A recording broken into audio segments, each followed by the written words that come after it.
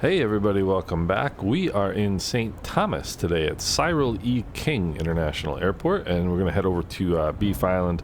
I've got the overlay here, the Asobo overlay with the performance indicators up here on the upper right hand side.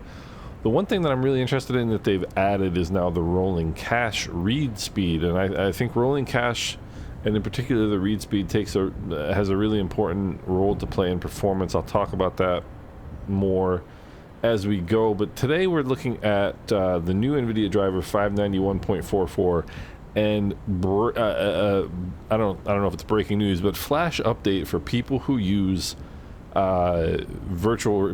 people who fly in VR. Do not update to this driver if you use virtual desktop, because this driver breaks virtual desktop.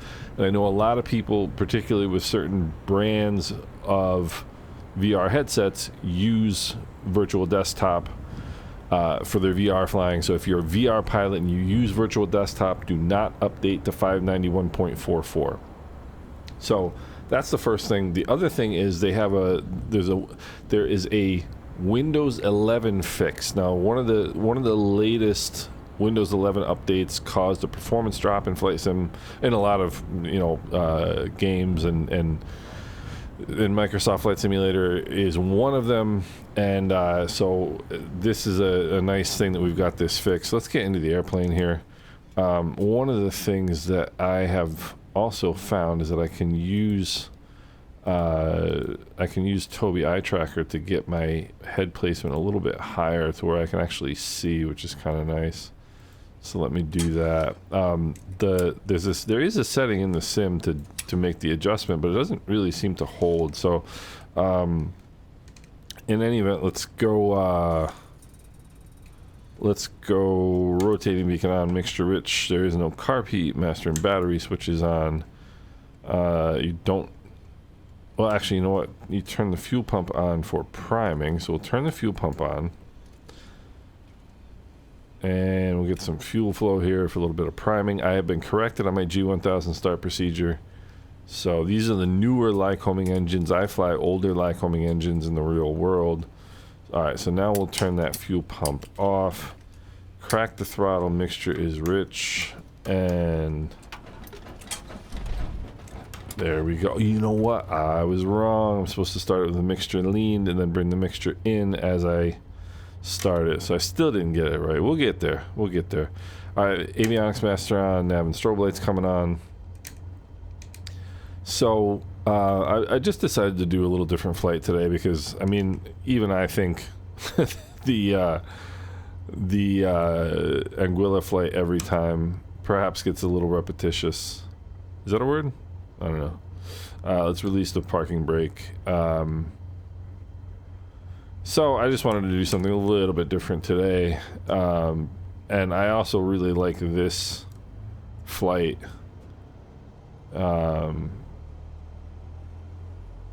So once we get the plane moving here, we'll tap the brakes, make sure the brakes are working.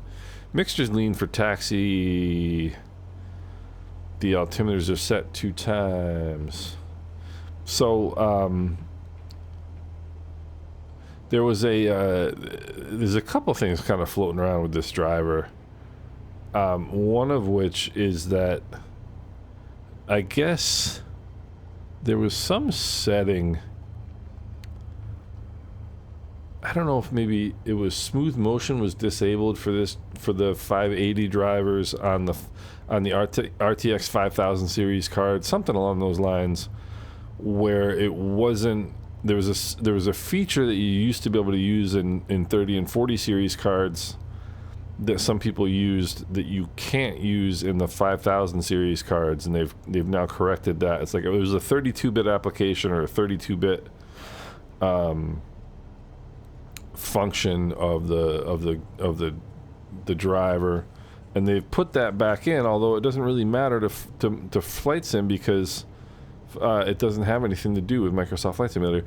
So what is this line coming up here? This is see, okay, that is a hold short line, But that line, you can dash across the dashed side, so you don't have to stop for that one. We're gonna come up here on a ILS critical line. We'll see that here in a second. And I'll show you and tell you what that's all about. So you can see the performance up on the right hand side. That's 60 FPS. I do not have frame gen running. I'm gonna get into frame gen more, and it's a bit of a card snob issue because now, or a card snob situation, because now that I've got the 4090, I don't really need frame gen. Although I mean, you can use frame gen to improve no matter what you're using, right? If you know, somebody on a 5090, you know, I read all the time they're using, you know, 4 times frame gen, and that's all good, but frame gen comes at a cost, and it's something I never knew. So here we are coming up to a solid line as opposed to that dashed side of the line that we came up to before, and the solid line you cannot cross without ATC authorization. So before we do that, we're gonna go taxi light off, landing light on. We're good to go. I don't need anything else to set up. So my settings right now are not pretty much all ultra. They are all ultra. Live traffic is on. We're gonna take a look down the final approach course, make sure there's nobody coming. And we got matriculating out here onto the runway.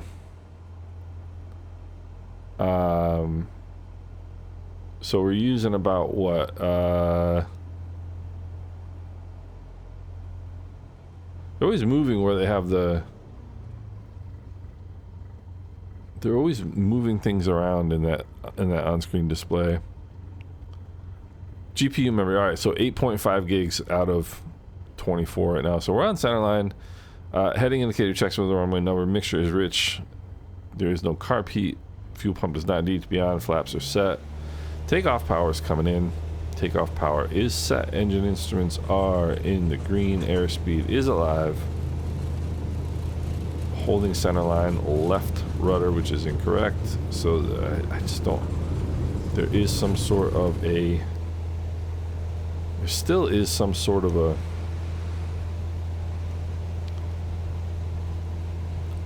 a CFD issue or a handling issue. I don't know what it is, but should not be holding left rudder on takeoff. I'm sorry. It's just it is completely wrong. Completely wrong. So, but what is completely right is this beautiful view that we have here. Alright, let's get moving here. So this is St. Thomas. So see, there's traffic coming in right there on final. At least I think, yeah, I think I see the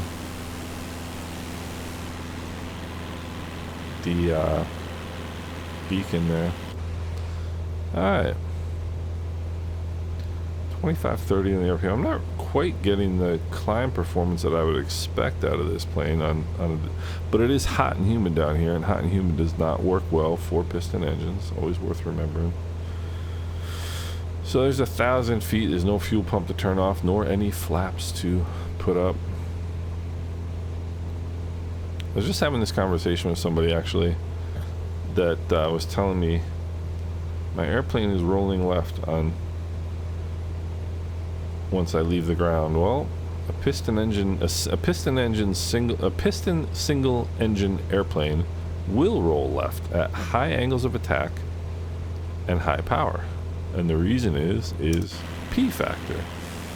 And that's how it's basically two things. It's the way the prop turns, and also the way the air flows around the way the air flows around the fuselage. So for those two reasons. So the driver feels very smooth. We're in sim update 4 beta version 1.6.31. So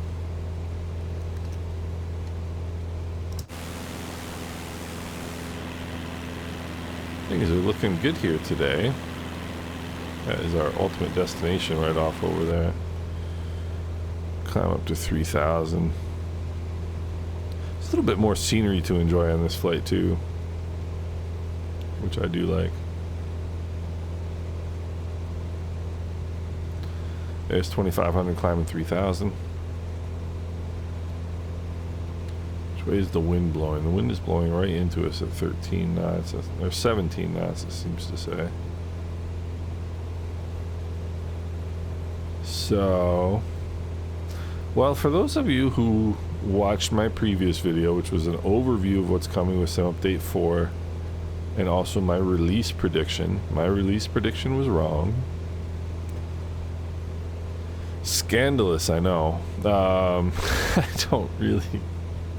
I mean, it's not that I don't care. I mean, I obviously made the prediction for a reason. There's 3,000 RPM. 3,000 RPM. 3,000 feet. And remember, when you're leveling off and you're trimming the nose down, when you're leveling off after a climb and you're trimming the nose down, remember, undershoot your RPMs, and as you trim the airplane nose down, your RPMs will come up. I pulled the RPMs down to about 2340, and now I'm just trimming the airplane for level flight, and as I'm trimming the airplane for level flight, now my RPMs have come up 1,000. More than 1,000. It was a 2460 right there. I'm going to bring it back to about 2370, and once I finally get trimmed out for level flight, I'll probably be right at about 2400. And that is... well, maybe not. Alright, bring in some power here.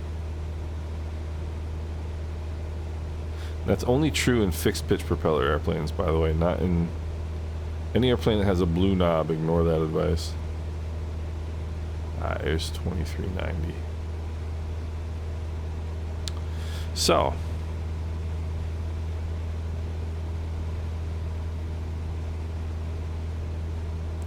I'm gonna go. Yeah, I'm gonna go fuel pump on. I'm gonna switch tanks here again, just for a second to balance the tanks, because this sim is so sensitive to any sort of fuel imbalance. But yeah, some people have gotten really kind of animated about my prediction and my prediction being wrong. And really, had I thought about it more, I should have. I mean, it's not that I didn't think that it was, pretty decent chance. I thought it was a pretty decent chance that they would come out on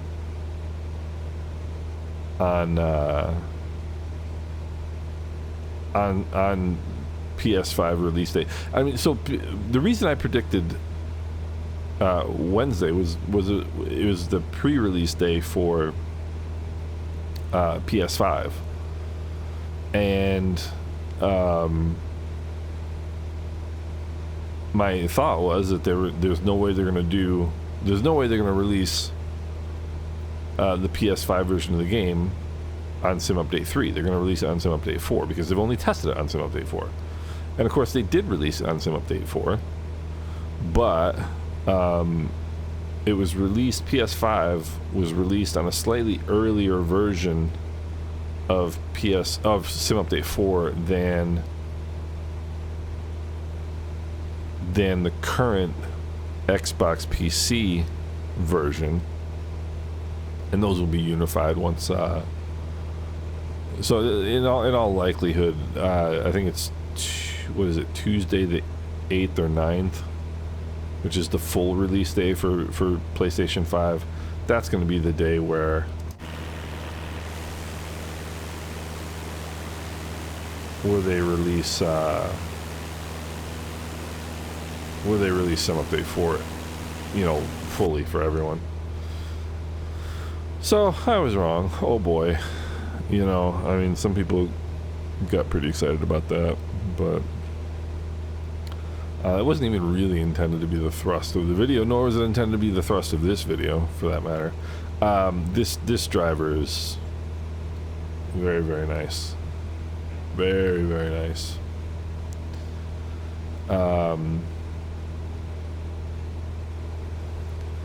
So I've had I've had quite a bit of thoughts in my feeble mind about some things that I want to do going forward with the channel. And my instrument instructor used to chastise me for accepting this. I'm at 2860 when I want to be at 3000. And he used to say to me, why? And that's what I would do. I would stabilize, like if I was, you know, if he said, you know, fly direct whatever at 3000 feet, and if I was at 3100 or, you know, 2850 like I was right there, I'd just kind of live with it, you know, as long as it was stable. And he would always tell me, why do you do that? Like, why don't you, like, if you're intending to fly at 3000 feet and you're at 2800 feet, why don't you correct that? Stabilizing an error is one thing, but it's not the same as correcting the error. And he's absolutely right. And yeah, anyway, I'm now sort of enjoying this airplane, and I really like the Carenata 172, the classic 172. And so I'm really thinking about getting the 182Q for Flight Sim 24, because the only thing, you know, this is a trainer, right? And there's nothing wrong with that. There's a lot of things right with that. It makes it a very easy airplane to fly. It's a good airplane to learn on. Great airplane to learn glass cockpits. But this number right here is rather low, and I would prefer a number closer to 125 or 130. I don't need, you know, a GA airplane that goes 220 knots or 230 knots or something nonsense like that, but a little bit, you know. And so in real life, I have a Piper Cherokee 180 and I have a Cessna 150. And I like the 150 because it's just a fun little hop about. You know, it's what it is. It's just a fun little hop about. It's an entertaining airplane. It's simple as heck to fly. And but I'm a Cherokee guy at heart. You know, I grew up in Cherokees. My dad had a Cherokee 235 when I was a kid. I did my flight training in the Cherokee. Got my private pilot and my instrument rating in the Cherokee. And I'm just a Cherokee guy at heart. I'm a low-wing guy at heart. But the funny thing is, I'm much better at flying high-winged airplanes, both in the sim and in real life. And I think it has to do with peripheral vision on landing, because I remember when I first got the 150, I remember somebody telling me, one of the guys in my flying club telling me, he's like, oh, you can land a 150 in a crosswind, you can land anything. I thought that was kind of a weird, I was like, that's kind of odd. I mean, a 150 is not exactly like the world's most challenging airplane. And I've literally never, in real life, I've never had a bad landing in the 150. It's just it's just so easy. And I mean, it should be easy. It's a 100 horsepower trainer.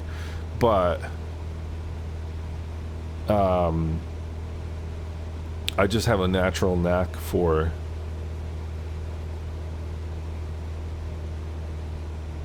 flying high-winged airplanes, and I'm not a high-wing airplane guy. I like low-wing airplanes. So this, I'm going to tell you the other thing. So I want 2200 once I level off. So I'm going to pull it to 20. Well, I'm actually not going to do that. I was going to say I'm going to pull it to 2250. But I'm actually not going to do that. I'm going to pull it to 2200 and just let the just let the plane come down slowly. One of the smart things to do in GA airplanes if you want to start a descent, basically in any GA airplane, just pull your throttle back 200 RPM. If you want to descend, like if you're not, you know, it's different obviously if you're cruising at like, you know, 10,500 feet or whatever, and you want, you know, that's a different story. But most flying in you know, little, you know, small planes like this, you do between like, you know, 3,000 and 5,000 feet.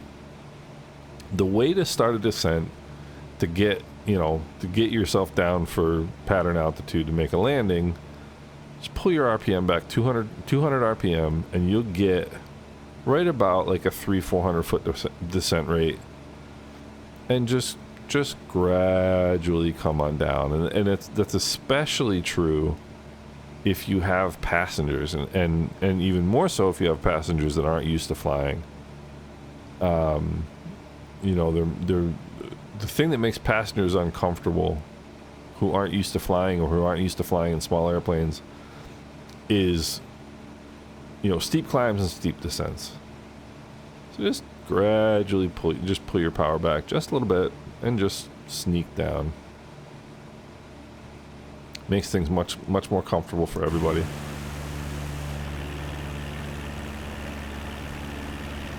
Coming up on Road Town, which is the capital of the British Virgin Islands.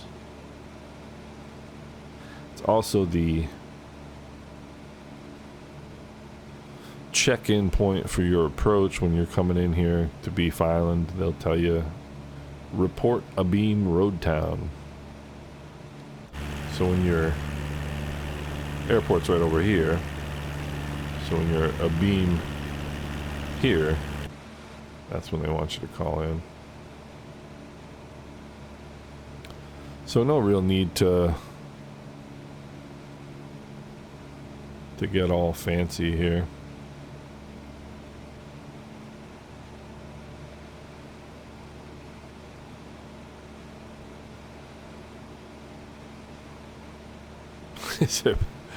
Zeppelin still kind of waffles, which I don't really like, but it's just the planes in 2020 are like this a lot more than the planes in 2021. And I gotta start thinking about my wind here. I got a wind coming off the right.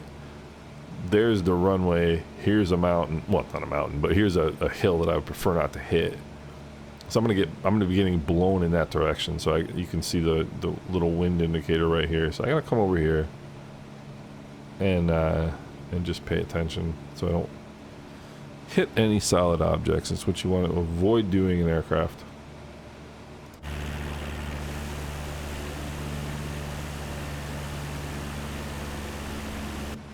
Avoid hitting solid objects. So coming up on 1,000 feet.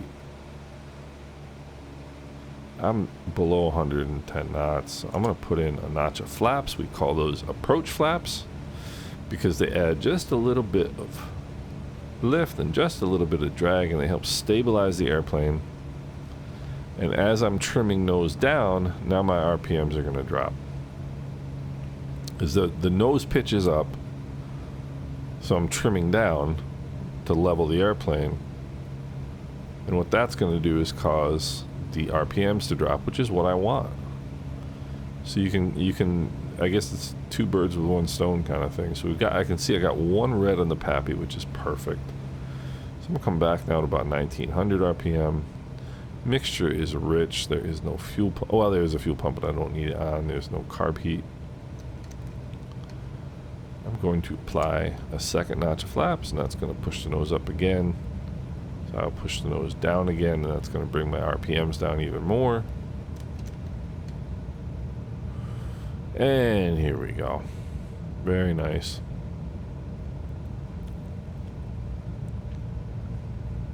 Just updated my Bijan tree mod today, so that should be in good shape. 500. Yeah, no. So, let's get ourselves back to about, I'm happy with 1700 RPM. Let's get ourselves back to about 75 knots here.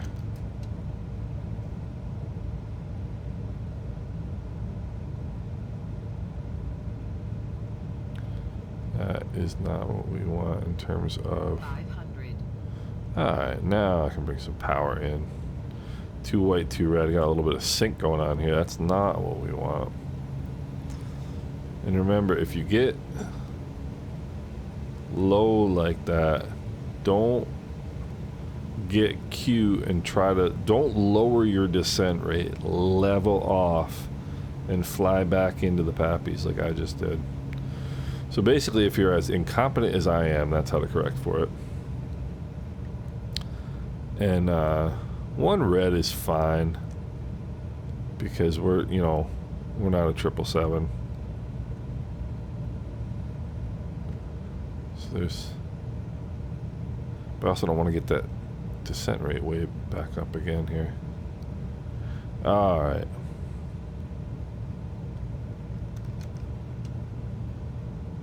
A little bit of right to left crosswind.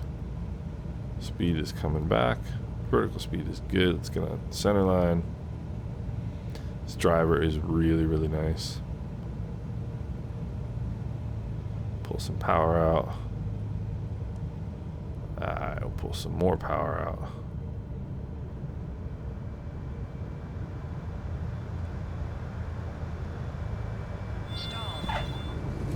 That wasn't the prettiest landing on Earth.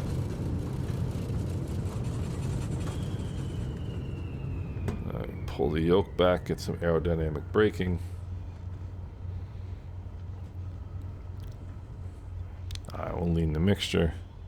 I mean, that wasn't the prettiest landing in the world. My problem is I can't see over the darn cowling in the sim, which makes things a little difficult.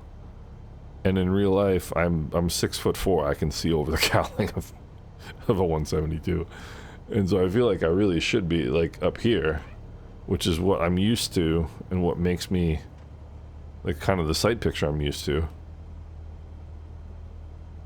But anyway, so this is my first flight on this particular section of the world. So I didn't have this in my rolling cache, so you can see the rolling cache read speed. It's probably pulling like,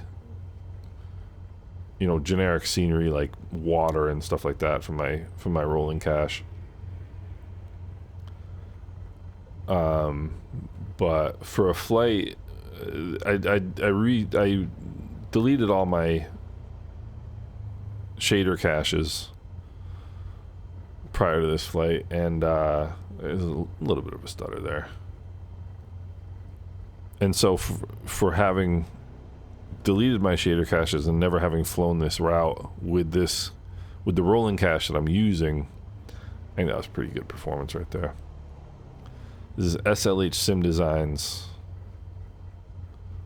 Beef Island Tortola Airport, my favorite scenery designer. And let's get ourselves up here. Alright, mixture to idle, throttle idle, cut off. And we will set the parking brake, lights coming off, mags off, avionics, master and battery switches off. Master and battery switches off. We have arrived. So there is driver 5. Oh, I left my flaps down. There's driver 591.44. And very, very smooth. And again, if you are a VR user who uses virtual desktop, do not update to this driver. If you've seen a performance drop in Windows 11 since a recent Windows 11 update, do update to this driver. Hope everybody's doing well. I predict nothing except for the fact that I'm going to lunch right now. Hope everybody's doing well, and we'll talk soon.